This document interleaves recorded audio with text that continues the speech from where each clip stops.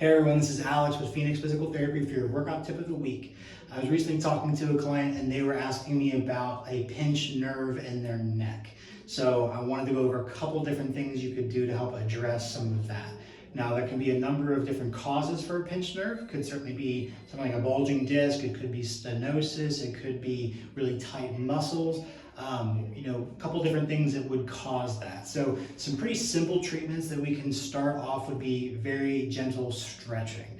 Now, if you're doing anything that exacerbates symptoms, I would advise backing off, making sure you talk with your physical therapist about any adjustments you would need to make. But some of the very simple ones would be just a simple upper trap stretch. So the upper trap is the muscle that runs from like the base of our skull on this side down along to the tip of our shoulders. Generally the muscle we have a lot of tension in.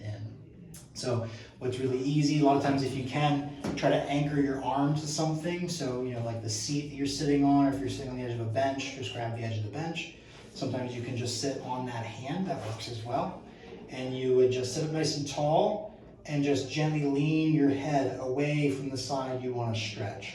So I'm stretching my left, leaning my head to the right. I feel that pull in through here.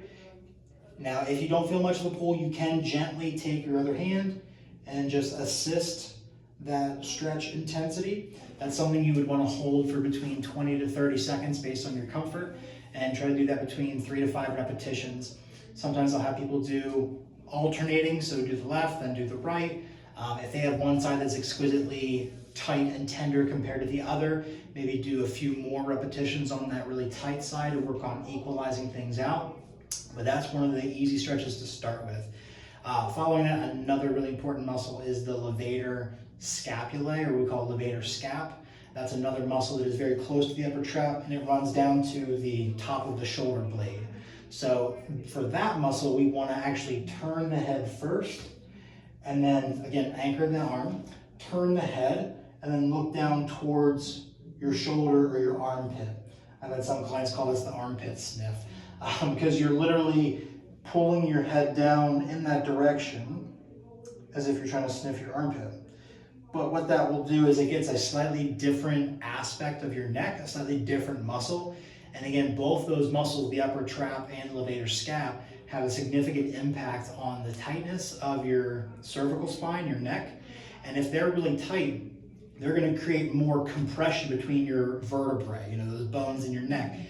We have those discs in between there. So if your neck muscles are really tight, it's going to create more compression, and that can create more risk of a pinched nerve or stenosis or tight muscles, things that would lead to some of those pain referrals. So just a couple stretches you can start with to see if that helps to alleviate some neck pain you may be living with. If you ever have any questions, please don't hesitate to reach out to me here at Phoenix.